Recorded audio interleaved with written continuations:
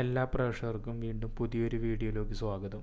2006 model Tata IndiGo diesel വണ്ടിയുടെ വിശേഷങ്ങളാണ് ഇന്നത്തെ വീഡിയോയിലൂടെ ഞാൻ പങ്കുവയ്ക്കുന്നത്. 2006 നവംബർ മേയ്ക്കാണ് വണ്ടി രജിസ്റ്റർ ചെയ്തിരിക്കുന്നത് 2007 ജനുവരി മാസത്തിലും. KL 38 ആണ് രജിസ്ട്രേഷൻ വരുന്നത്. നിലവിൽ വണ്ടി 4th ഓണർഷിപ്പാണ്.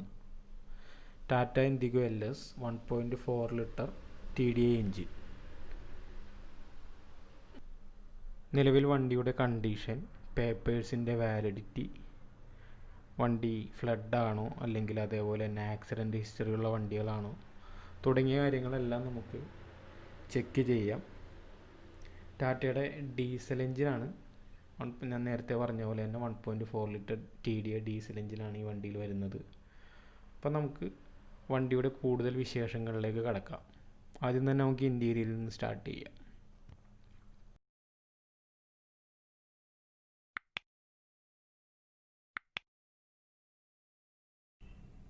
വണ്ടിയുടെ ഓഡോമീറ്റർ റീഡിങ് 95,048 കിലോമീറ്ററാണ്. സ്റ്റാർട്ട് ചെയ്ത് നോക്കാം എങ്ങനെയാണ് കാര്യങ്ങളൊന്നും ഉള്ളത് ബാക്കി.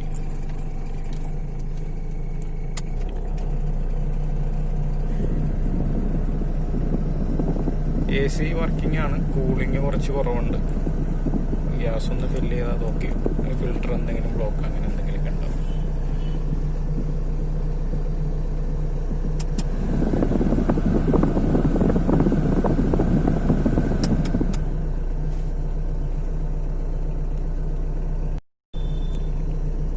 വണ്ടിയുടെ ഇന്റീരിയർ ലുക്കാണ് നമ്മളിപ്പോൾ കണ്ടുകൊണ്ടിരിക്കുന്നത്.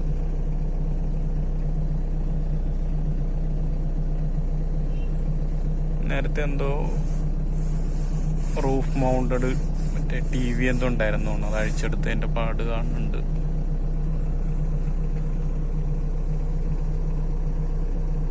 വലിയൊരു തെറ്റ് പറയാനില്ലാത്തൊരു ഇന്റീരിയർ ആണ്.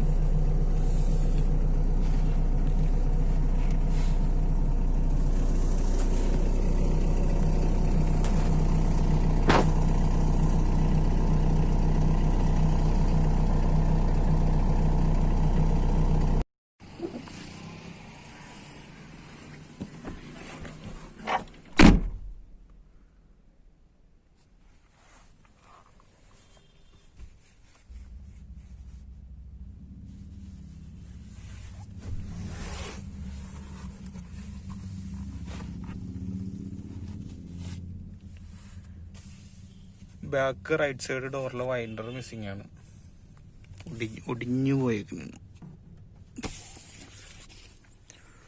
ബാക്കി എല്ലാ ഡോറിനും വൈൻഡേഴ്സ് അവൈലബിൾ ആണ്.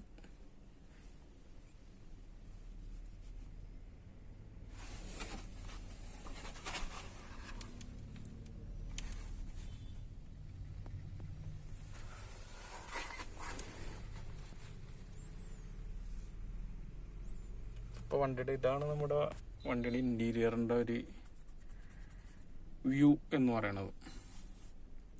നേരത്തെ പറഞ്ഞ പോലെ വലിയൊരു തെറ്റ് പറയാനില്ലാത്തൊരു ഇൻറ്റീരിയറാണ്. പിന്നെ ഇത്രയും 2013 കൊല്ലമായിട്ടുള്ളൊരു വണ്ടിയാണ്. അപ്പോൾ അതിൻ്റേതായ കുറച്ച് പോരായ്മകളും കാര്യങ്ങളൊക്കെ ഉണ്ട്. ടയേഴ്സിൻ്റെ കാര്യം പറയുകയാണെന്നുണ്ടെങ്കിൽ റീട്രെഡ് ചെയ്ത ടയറാണ് 4 വരുന്നത്.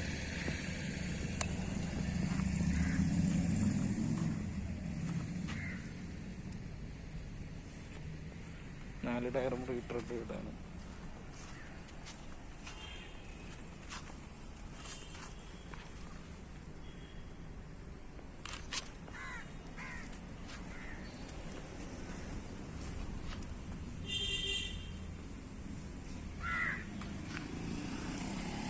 പിന്നെ ബോഡിയിൽ അവിടെ ഇവിടെയൊക്കെ കാണുന്ന കുറച്ച് പരിക്കുകളും കാര്യങ്ങളൊക്കെ ഉണ്ട്. Front bumper, left side fender ഒരു ചളുക്ക്, പിന്നെ ഈ പറയുന്ന 2 ഉരച്ചില്, ലെഫ്റ്റ് സൈഡ് ഡോറിൽ ഒരു ഉരച്ചില്, ബാക്കിലേക്ക് വരുമ്പോഴും ബാക്ക് ബമ്പർ, കോർണർ, തുരുമ്പ്, ചെറുതായിട്ട് തുരുമ്പ് ഉള്ളതിൻ്റെ ഒരു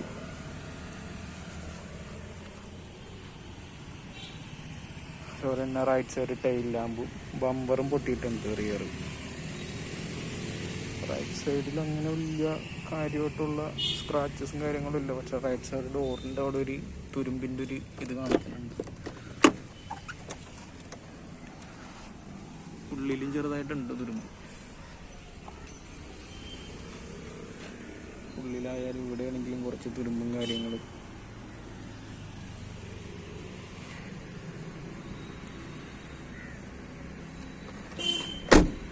റൈറ്റ് സൈഡിലെ 2 ഡോറും ഗ്ലാസും റീപ്ലേസ് ചെയ്ത കമ്പനി ഗ്ലാസും ഡോറും തന്നെയാണ്.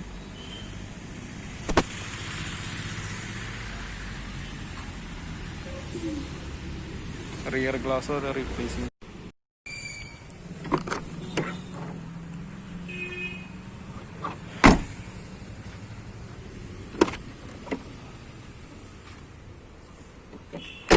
ലെഫ്റ്റ് സൈഡിലെ 2 ഗ്ലാസും ഡോറും സെയിം തന്നെയാണ്. കമ്പനി ഡോറും ഗ്ലാസും തന്നെയാണ് വരുന്നത്. റീപ്ലേസിങ് ഇല്ല. ഫ്രണ്ടിൽ ടാറ്റയുടെ ലോഗോ മിസ്സിങ് ആണ്. പിന്നെ ഒരു ഫോഗ് ലാമ്പിൻ്റെ അവിടെ വരുന്ന കവറുണ്ട്, അത് മിസ്സിങ് ആണ്. ഫോഗ് ലാമ്പ് ഇല്ലാത്തൊരു മോഡലാണത്. ഇനി നമുക്ക് വണ്ടിയുടെ എൻജിൻ സൈഡ് നോക്കാം എങ്ങനെയാണെന്നുള്ളത്.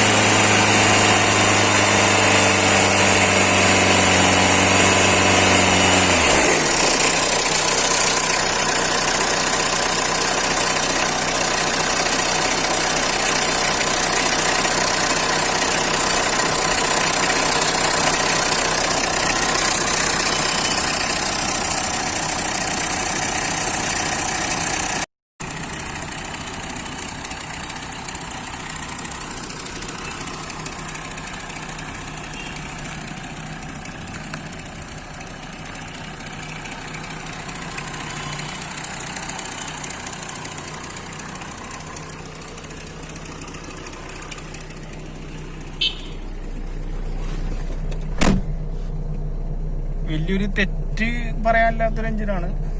വാൽവ് ഡോർ പാക്കിങ്ങിനോട് എഞ്ചിൻ വാൽവ് ഡോർ പാക്കിൻ്റെ അവിടെ ചെറുതായിട്ട് ലീക്കും കാര്യങ്ങളും കാണിക്കുന്നുണ്ട്. ഡീകംപ്രഷൻ ഇതുവരെ കാണിച്ചിട്ടില്ല. ഞാനൊന്ന് ഓടിച്ചു നോക്കിയിട്ട് എങ്ങനെയാണ് അതിൻ്റെ ബാക്കി ഡീറ്റെയിൽസ് കാര്യങ്ങളെന്നുള്ളത് പറയാം. അതുപോലെ തന്നെ ഫ്രണ്ട് ഗ്ലാസും വരുന്നത് കമ്പനി ഗ്ലാസ് തന്നെയാണ്. റീപ്ലേസിംഗ് ഒന്നുമില്ല. വണ്ടിയുടെ ബാക്കി ഡീറ്റെയിൽസ് പറയുകയാണെന്നുണ്ടെങ്കിൽ ടെസ്റ്റ്, അതുപോലെ തന്നെ റോഡ് ടാക്സ് കാര്യങ്ങളൊക്കെ ഏകദേശമല്ല കറക്റ്റായിട്ട് പറയുകയാണെന്നുണ്ടെങ്കിൽ ഫിറ്റ്നസ് നമുക്ക് January 14, 2022 വണ്ടിയുടെ റീടെസ്റ്റ് വരുന്നത്. ടാക്സ് നമുക്ക് December 31, 2021 വരെ നമുക്ക് ടാക്സ് ഉണ്ട്. വണ്ടിയുടെ ഇൻഷുറൻസ് നമുക്ക് 10 December 2020 വരെ നമുക്ക് വാലിഡ് ആണ്. ലയബിലിറ്റി ഓൺലി ആണ്, അതായത് തേർഡ് കവർ ഇൻഷുറൻസ് ആണ് വണ്ടിക്ക് നമുക്ക് അവൈലബിൾ ആയിട്ടുള്ളത്.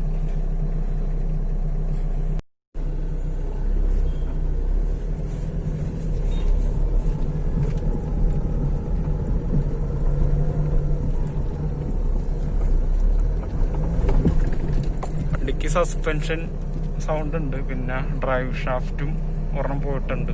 എൻ്റെ വണ്ടിക്ക് ചെറുതായിട്ട് സസ്പെൻഷൻ്റെ സൗണ്ടും ഉണ്ട്, പിന്നെ ഒരു ഡ്രൈവ് ഷാഫ്റ്റും പോയിട്ടുണ്ട്. അതായത് നമ്മുടെ വീലിലേക്ക് കറക്കം പോകുന്ന ഒരു ഷാഫ്റ്റ് ഒരെണ്ണം പോയിട്ടുണ്ട്. വണ്ടി ഒരു ടേൺ എടുക്കുമ്പോൾ ചെറുതായിട്ട് അതിൻ്റെ സൗണ്ടും കാര്യങ്ങളും കേൾക്കുന്നുണ്ട്.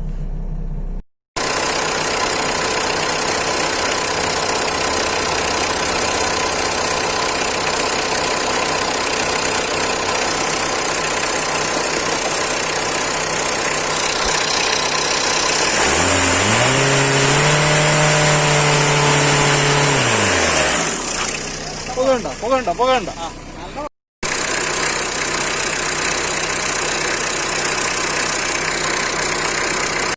കുറച്ച് ദൂരം ഓടിച്ചിട്ട് വീണ്ടും ചെക്ക് ചെയ്ത് കഴിഞ്ഞപ്പോൾ ഡീകംപ്രഷൻ കാണിക്കുന്നില്ല. പിന്നെ ചെറിയ രീതിയിൽ ബ്ലാക്ക് സ്മോക്ക് വരുന്നുണ്ട്. വണ്ടിയുടെ ഡിക്കി ഉള്ളിൽ എങ്ങനെയാണെന്ന് നോക്കാം അവസ്ഥ. ടയർ, സ്റ്റെപ്പിന് ടയർ മോശമാണ്, യൂസ് ചെയ്യാൻ പറ്റാത്ത ടൈപ്പാണ്. ടയർ മോശം ടയറാണ്, എന്തായാലും അത് മാറേണ്ടി വരും.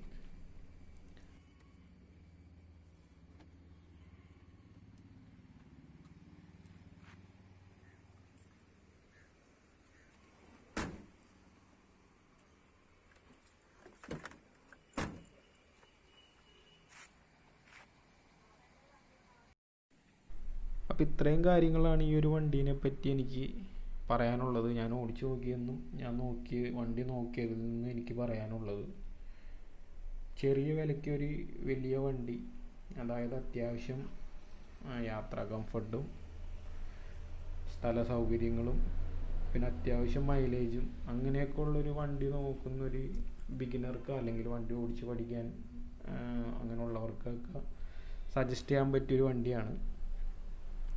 അത്യാവശ്യം എന്ന് പറഞ്ഞാൽ നല്ല തെറ്റില്ലാത്തൊരു വണ്ടി, ഹൈ ക്വാളിറ്റി എന്നൊന്നും പറയാനില്ലെങ്കിലും ഒരു തെറ്റില്ലാത്തൊരു വണ്ടി. ആ ഒരു വിലയെ കസ്റ്റമർ നമുക്ക് ഈ വണ്ടിക്ക് ചോദിക്കുന്നുള്ളൂ.